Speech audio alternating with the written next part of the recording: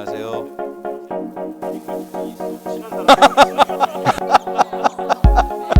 매력이 있어.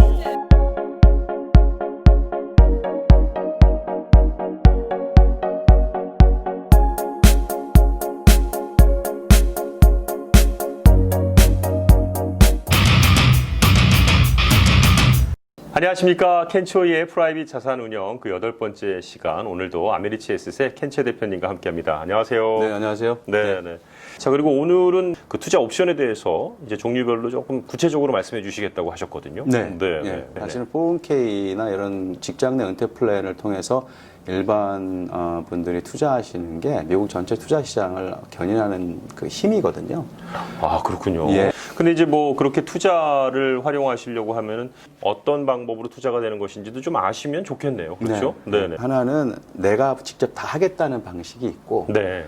누군가 나를 좀 도와줘 하는 형태의 방식이 있을 수도 있고, 네네. 완전히 그냥 내 대신 해줘. 이렇게 하실 수 있는 방식이 다 있어요. 투자 메뉴라고 부르는 코어 라인업이라고 지난 시간에 말씀드렸는데, 코어 라인업. 예, 코어 라인업 자체는 이제 내가 직접 펀드를 골라서 하시겠다고 할 때 관심을 가지실 부분인데, 그러니까 처음부터 끝까지 본인이 다 알아서 예, 하시는 거예요. 코어 본인이 라인업은. 그렇죠. 아하. 투자하시고 싶은 스타일이 있으실 테고, 투자 리스크 성향이 있으실 테고, 그런 것이 있으시잖아요. 그러니까 그 본인에 대한 리스크 프로파일링이 당연히 먼저 하셔야 되는 거고, 그 리스크 프로파일링에 기반해서 이제 펀드들을 고르시는 거죠. 근데 보통 401k 플랜 안에는 한 20, 30개가 보통 있다고 말씀드렸는데, 네.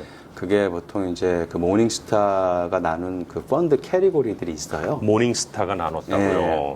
보통 뭐 라지 캡이다, 뭐 미드 캡이다, 스몰 캡이다, 뭐 인터내셔널이다, 뭐 섹터다, 이렇게 캐리고리들이 여러 가지가 있거든요. 그렇군요. 근데 이제 플랜들에서는 그런 해당 캐리고리들마다 최소한 한두 개씩은 고를 수 있게끔 옵션들을 다 줘요. 네. 또 어떤 거에 몇 퍼센트, 이렇게 또 가이드도 있어요. 네. 보통 파이 차트가 있어가지고 내가 일단 내 스스로에 대해서 리스크 프로파일링을 하시고, 거기에 맞춰서 어떤 캐리고리에 속하는 펀드의 몇 퍼센트씩을 내가 엘로케이트를 해야 되는지 가이드까지 다 있거든요. 그러니까 원하시면은 그런 가이드를 따라서 내 회사에서 제공하는 401k 플랜 안에 있는 그 펀드 옵션 안에서 해당 캐리고리에 속해 있는 펀드를 골라서 이제 폴폴리오 짜시는 거죠. 아니, 그러면요. 똑같은 회사에 똑같은 월급을 받는 사람이 똑같이 401k 플랜을 제공을 받았다 하더라도 그걸 어떻게 짜느냐에 따라서 20년 근속 이후에 내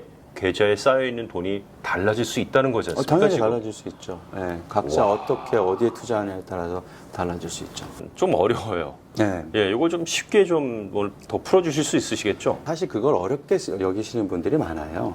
그렇죠. 내가 뭘 한다고라는 생각이 먼저 들거든요. 예, 내가 뭐 오그레시브 한 건지, 뭐 컨서버티브 한 건지, 그걸 판단하는 것도 사실 쉽지 않고. 그렇죠. 그 라인업에 있는 20, 30개 초이스 중에서 물론 퍼센티지 가이드가 있긴 하지만 그 중에도 어떤 펀드를 골라서 넣어야 되는지 뭐 정확하지 않잖아요. 그렇죠. 네. 그런 판단 기준을 갖기가 어려우실 수 있긴 있으니까 그 안에서도 그렇다 그러면 우리가 도와줄게라는 그런 형식의 펀드들이 있어요. 그게 이제 흔히들 얘기하는 타겟 데이트 펀드라는 거하고 타겟 리스크 펀드라는 거예요. 네. 그래서 타겟 데이트 펀드는 이제 나를 도와주는 펀드인데 뭘 도와주냐면은 폴폴리오를 나 대신 짜주는 펀드인 거죠. 그 타겟 데이트는 그 용어에서도 아시겠지만 어떤 데이트를 타겟하는 거잖아요. 네네. 그 타겟하는 데이트이 이제 은퇴할 날짜를 타겟하는 거예요.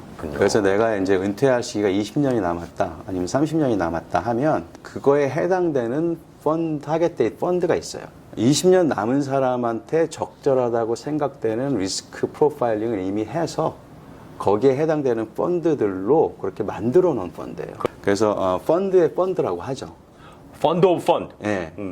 그래서 이미 여러 가지 펀드들로 거기에 맞게끔 이렇게 정해진 거예요. 그래서 내가 은퇴가 20년이 남았다 그러면 지금 2020년이니까 보통 넘버가 있는데 타겟 데이트 펀드가 이제 2040 이렇게 끝날 거예요. 네. 그럼 그 펀드를 내가 하면 내가 은퇴하려고 하는 그 시기에 맞춰서 이미 리스크를 거기에 맞춘 걸로 감안을 해서 이제 펀드들을 골라서 폴폴리오를 짜 놓은 그런 펀드가 되는. 이제 타겟 리스크 펀드가 또 있어요. 타겟 리스크 펀드도 있어요. 예, 그건 그러니까는 뭐죠? 이것도 이제 내가 폴폴리오를 직접 짜기 힘드니까 네. 대신 짜주겠다. 라는 그런 어떤 도움을 주는 형태의 펀드인 거죠. 이것도 역시 펀드인데 내가 원하는 리스크를 타겟해서 이제 폴폴리오를 짜주는 거죠. 펀드를 짜주는 거죠. 네. 내가 어떤 리스크를 택하고 싶으냐라는 그 타겟을 정하고, 그러고 그 타겟에 맞춰서 예를 들어서 뭐 마더러 펀드, 마더러 타겟 펀드를 갖다가 초이스를 한다. 그러면은 그 중도 성향에 맞춰서 이미 그 펀드는 그 안에 펀드들이 거기에 맞게끔 골라져 있어서 그렇게 만들어져 있는 거죠. 그 타겟 리스크 펀드하고 타겟 데이 펀드는 근데 한 가지 차이가 있어요. 어떤 차이입니까? 타겟 데이 펀드는 내가 은퇴할 나이를 기준으로 해서 이제 펀드를 고르는 거잖아요. 네. 근데 이제 시간이 가잖아요. 그렇죠. 그러면 그 똑같은 타겟 데이 펀드가 시간이 흐를수록 점점 내 은퇴 나이에 가까운 펀드가 되기 때문에 네. 자체적으로 안에서 구성비가 바뀌어요. 그렇군요. 점점 보수적인 걸로 알아서 바뀌어요. 네. 사실은 그거는 굳이 내가 뭐 할 게 없죠. 그러네요. 근데 이제 타겟 리스크 펀드는 네. 내가 리스크를 뭐 마드로하게 하겠다 아니면 어그레시브 하겠다라고 정해서 그 리스크에 맞는 펀드를 고르신 거잖아요. 그렇죠. 근데 그거는 뭐 내가 나이가 더 먹든 안 먹든 상관없이 리스크를 기준으로 정한 거기 때문에 내가 바꾸지 않는 이상에는 그 상태로 계속 가요. 그렇군요.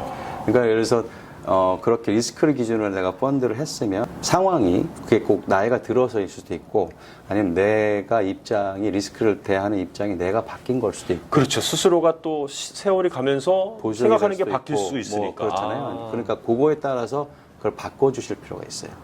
일반적으로 모든 플랜들에 다 있는 것들이 코어 라인업하고 타겟 데이 펀드나 타겟 리스크 펀드는 거의 다 있어요. 이 세 가지 정도는 예, 다 있다. 그리고 네. 이제 픽스드 어카운트도 보통 있어요. 네. 그거는 이제 뭐 머니마켓 펀드로 제공이 될 수도 있고 뭐 밸류 펀드라는 형태로 제공이 될 수도 있는데 그건 이제 기본적으로 안전자산이라고 보시면 돼요. 네. 그러면 이제 어떤 경우는 401k를 하지만 최근처럼 마켓이 막 안 좋았을 때 이거 안 좋은 것 같아. 그래가지고 좀 안전한 데도 옮기고 싶어 하면 이제 그런 데다 보통 옮기시는 거죠. 그렇군요. 사족이긴 하지만 그런 식으로 활용하시는 거를 저희들은 이제 별로 레커멘드 해드리진 않아요. 왜냐하면 얼마 전에도 401k를 하시는 분이 마켓이 2월 고점에서 확 내려가니까 이거 좀 안전한 데도 옮기고 싶다 해서 이제 이런 쪽으로 하시면 됩니다라고 조언을 드렸는데 이제 옮기고 싶으시면 옮기시는 거죠. 근데 문제는 뭐냐면 그게 마켓 타이밍을 하시는 거잖아요. 그렇죠. 그러면은 그분 같은 경우는 사실 3월 한 뭐 중하순까지 마켓이 내려갔는데 거의 이제 끄트머리에서 또 바꾸신 거예요. 근데 그 더 내려갈까봐. 네, 더 네. 내려갈까봐. 네. 근데 그 뒤로 마켓이 지금 반등을 했잖아요. 네, 네. 그럼 사실은 그 바꾸시고 나서 이 반등한 걸 갖다가 전혀 캐치를 못 하신 거죠. 바꾸실 때까지 로스는 그대로 내가 그렇죠. 택한 게 근데 자기 되는 본인 부담이 돼버렸는데. 네. 그래서 그 안전자산을 쓰실 때는 그렇게 마켓 타이밍용으로 쓰시는 거는 사실은 되게 힘들어요. 네. 만약에 안전자산을 쓰신다 그러면 전체 폴폴리오에서 일부 리스크 관리를 하는 차원에서 안전자산의 비중을 정하셔서 그렇게 쓰시는 게 그거는 효과적인 거죠. 꾸준한 수익을 내실 수 있는 방식을 찾으시는 게 중요한데 네. 그게 이제 각자마다 다 틀리니까 그 스스로의 목적과 상황을 항상 먼저 파악을 하시라고 말씀드린 이유가 이제 그런 것 때문에 제가 그렇군요. 강조를 하는 거죠. 방금까지 말씀드린 부분은 거의 대부분 플랜들에 있고 이제 지금 말씀드린 부분들은 있을 수도 있고 없을 수도 있어요. 네, 근데 네. 그게 몇 가지가 있는데 펀드 윈도우라는 게 있는 경우가 있고 펀드 윈도우. 네, 펀드 윈도우라는 건 이제 보통 플랜들이 20, 30개의 코어 라인업들의 펀드 초이스들이 있다고 그랬잖아요. 그랬었죠. 근데 이제 그 이외에 리테일에 한 1,500개, 1,600개 이제 그냥 시중에 있는 뮤추얼 펀드들이 있잖아요. 그런 것들을 다 쓸 수 있게 해주는 그런 것들 경우도 있어요. 네. 그 많은 초이스들을 이제 쓰고 싶어 하시고 쓰실 수 있는 분들 입장에서는 그런 것들이 있으면 좋겠죠. 네. 그리고 이제 셀프 다이렉티브 브로커지 어카운트라는 거 있는데 그거는 이제 401k와 연결되어 있는 브로커리지 어카운트예요. 그래서 코어 라인업에서 제공하는 그 펀드들 이외에 내가 개별 주식이나 ETF나 이런 것들로 내가 좀 더 능동적으로 내가 투자를 하고 싶다. 이건 더 많이 하셔야 될 것 더 같은데요. 많이 하셔야 되죠. 네, 이제 그 투자에 대해서 좀 아시고 관심 있으시고 또 직접 하시고 싶어 하는 부분이 많으신 분들은 그런 셀프 다이렉트 브로커지 어카운트를 통해서도 하실 수 있죠. 네, 공부하시고 뭐 조금 관심 있으신 분들은 뭐 도전도 해보실 만한 예, 근데 긴 한데. 이제 섣불리는 레커멘드를 안 드려요. 그렇죠. 예, 왜냐하면은 네. 과거에 그 셀프 다이렉트 브로커지 어카운트를 통해서 401k 애셋을 관리하시다가 다 날리신 경우도 많거든요. 예, 직접 하시겠다고 주의하시기 바라겠습니다. 네, 그래서 네. 내가 무슨 짓을 하고 있는지 안다라고 자신하실 수 있으면 네. 그런 걸 써서 개별 주식도 하시고 ETF도 하시고 상관없는데 잘 모르시는데 한번 확 해보겠다, 불려보겠다. 나 몇 배로 튀길 수 있다. 네. 그렇게 해서 셀프 다이렉트 브로커지 어카운트 접근하시면 그거는 이제 노노인 거죠. 그리고 네. 이제 마지막으로는 매니저 어카운트가 있는데 네. 매니저 어카운트는 이제 내 안은 신경 쓰기 싫고 당신들이 다 알아서 대신 관리해줘. 켄체 대표가 알아서 해줘. 이제 이거네요. 그런 식의 어카운트 옵션이 있을 수도 있어요. 그렇군요. 투자 옵션이. 네네. 그러니까 이제 회사 플랜들마다 있을 수도 있고 없을 수도 있지만 그 셀프 다이렉티드 브로커리지 어카운트도 내가 돈을 혼자서 주식을 사고 ETF를 거래하고 하기는 힘들지만 그런 주식이나 ETF를 써서 내 돈이 관리됐으면 좋겠다라고 생각할 수도 있잖아요. 그러면 그 셀프 다이렉티드 브로커리지 어카운트에 돈을 알로케이트를 해서 그거를 예를 들면 저희 같은 운영사들한테 관리를 맡기실 수도 있어요. 그러니까 전문가한테. 예, 나한테 맞는 건지 내한테 필요한 건지도 판단하셔서 다양한 방법들이 있으니까 그걸 잘 활용을 하셔서 좀 베네핏을 맥시마이즈 하실 수 있으면 좋을 것 같아요. 저는 오늘 이제 이 얘기를 들으면서요. 뭐 한인이 운영하시는 기업들의 이제 한인 직원들이 많으시잖아요.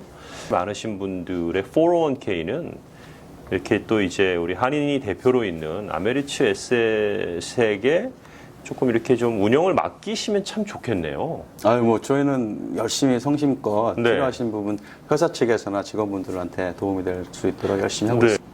우리말로 이렇게 정말 자세히 설명을 듣고 한다면은 그 이왕 또 은퇴 자금으로 돈을 넣는 것이고 회사도 또 거기에 매칭해 주시는 건데 맥시마이즈 할 수 있으면 참 좋겠다. 예. 서로 그리고 내가 알고 안 하는 거랑 몰라서 못 하는 거랑의 차이가 엄청나게 크기 때문에 401k의 자산 운영은 아메리츠 에셋에 좀 이렇게 좀 맡겨주시면 굉장히 좀 우리 한인사회 자체의 자산이 같이 커나갈 수 있겠다. 뭐 오늘 이런 생각을 좀 해봤습니다. 예. 401k 자산 관리에 대한 두 번째 여러 가지 옵션들이 있다라는 것을 그리고 그 옵션이 정확히 어떻게 움직이는 거에 대한 것을 저희가 자세히 알아보는 시간이었습니다. 7편, 8편은 주변에 계시는 401k의 어떤 플랜을 제공받는 분들이시라면 한 번쯤 보시게끔 여러분들께서도 좀 권해주시면 참 좋겠습니다. 저희 녹화 시간도 아주 실시간으로 짧아지고 있습니다. NG가 없습니다, 지금. 그래서 오늘 빨리 끝난 기념으로 회식 가도록 하겠습니다. 네. 자, 농담이었고요. 오늘 켄초이의 프라이빗 자산 운영 아메리츠 에셋의 켄체 대표랑 함께했습니다. 수고하셨습니다. 예, 수고하셨습니다. 감사합니다.